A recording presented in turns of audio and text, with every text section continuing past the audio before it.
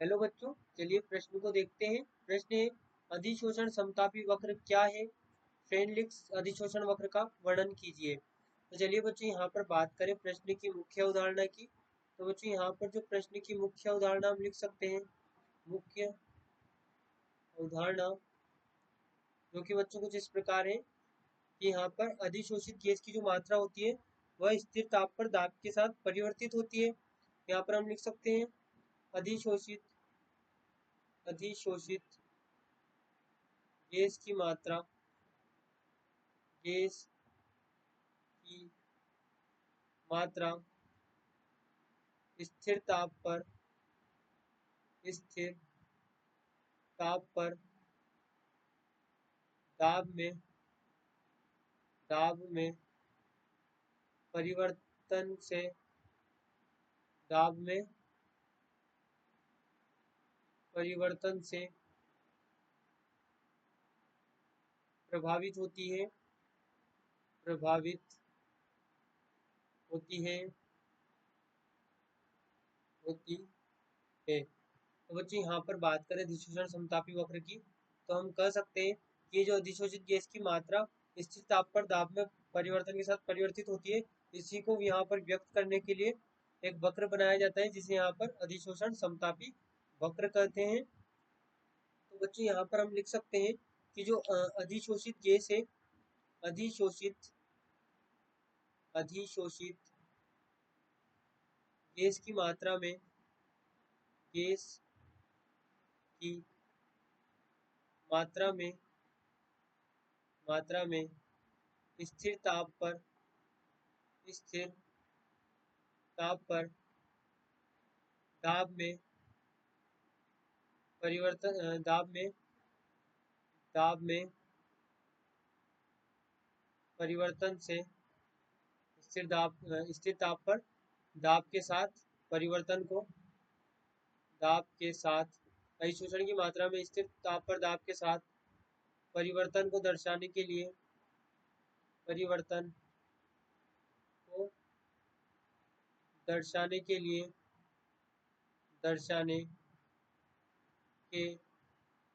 लिए अधिशोषण अधिशोषण समतापी वक्र का अधिशोषण समतापी वक्र का अधिशोषण समतापी वक्र का प्रयोग किया जाता है प्रयोग किया जाता है। देखिए बच्चों यहाँ पर बात करें फ्राइनलिक समतापी वक्र की, तो देखिए यहाँ पर हम बनाते हैं अधिशोषण समतापी वक्र को। देखिए जो कुछ इस प्रकार होगा, यहाँ पर बच्चों हम इसका वक्र बनाएंगे। तो देखिए बच्चों यहाँ पर इसकी जो समीकरण होती है, समीकरण कुछ इस प्रकार होती है, x बटे m बराबर k गुणे p की घात 1 बटे n, जहाँ पर बच्चों जो n होता है, n 1 से यहाँ पर बड़ा होता है, n यहाँ पर 1 से बड़ा होता है। और बच्चों यहाँ पर हम देखें तो जो यहाँ पर x बटे m होगा, इसमें दाब के साथ हम यहाँ पर परिवर्तन को देखेंगे। तो देखिए ग्राफ यहाँ पर कुछ इस प्रकार से बनता है। ये बच्चों यहाँ पर स्थिर ताप पर बात कर रहे हैं, हम यहाँ पर स्थिर ताप पर बात कर रहे हैं।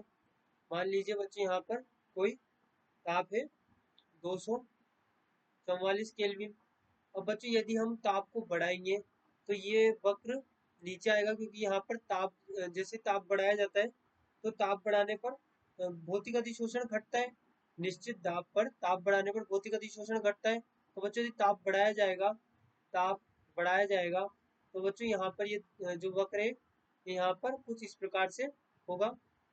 यहाँ पर यदि ताप को बढ़ाया जाएगा तो वक्र कुछ इस प्रकार से होगा। मान लीजिए किसी ताप 273 केल्विन पर है।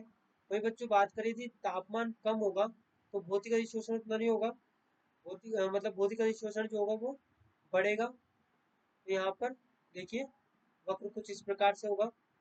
यहाँ पर बच्चों तापमान घटाने पर वक्र कुछ इस प्रकार से होगा, जो कि यहाँ पर देख लीजिए हम लिख सकते हैं 195 केल्विन तापमान यहाँ पर हम लिख दें, जो कि यहाँ पर कम है इन दोनों से। तो बच्चों यहाँ पर हम लिख सकते हैं, यहाँ पर हम लिख सकते हैं कि जो वक्र है ये वक्र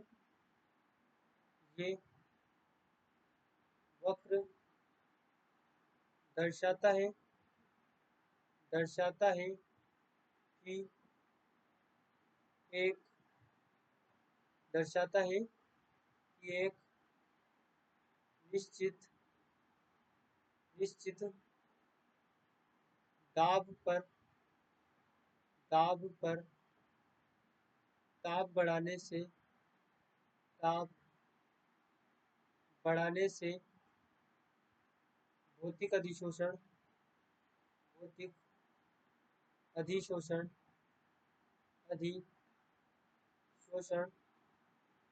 घटता है, भौतिक अधिशोषण घटता है। अब बच्चों यहाँ पर जो x हम कह सकते हैं, x बराबर हम कह सकते हैं अधिशोषक के m द्रव्यमान द्वारा अधिशोषक के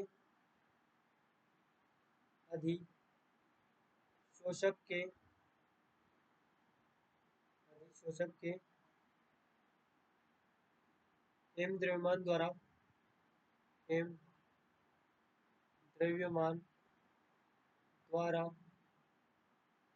p दाब पर अधिशोषित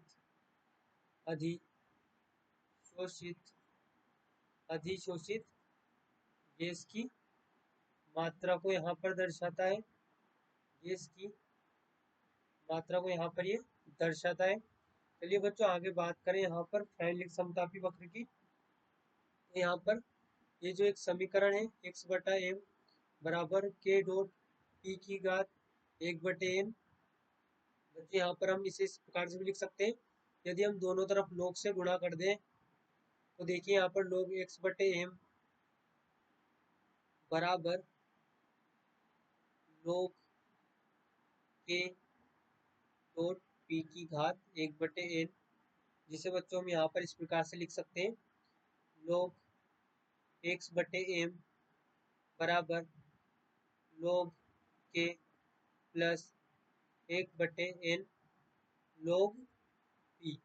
यहाँ पर बच्चों हम इस समीकरण को इस प्रकार से लिख सकते हैं। तो बच्चों यहाँ पर देखें, ये जो हमें समीकरण प्राप्त हुई है यहाँ पर ये जो हमें समीकरण प्राप्त हुई है, इसमें बच्चों यहाँ पर देखिए जो log x बटे एम है, यहाँ पर हम इसे ग्राफ के रूप में यदि प्रदर्शित करें तो लिख सकते हैं y बराबर c प्लस एम और x। तो बच्चों इसका ग्राफ देखें, यहाँ पर इसका जो ग्राफ होगा वह कुछ इस प्रकार से होगा। यहाँ पर बच्चों जो हमें समीकरण प्राप्त हुई है, सरल रेखीय ग्राफ की समीकरण प्राप्त हुई है। तो यहाँ पर देखिए, यहाँ पर के अंतःखंड को प्रदर्शित करता है, तो ग्राफ यहाँ से स्टार्ट होगा और बच्चों यहाँ पर कुछ इस प्रकार से होगा। देखिए बच्चों यहाँ पर जो ये अंतःखंड है, अंतःखंड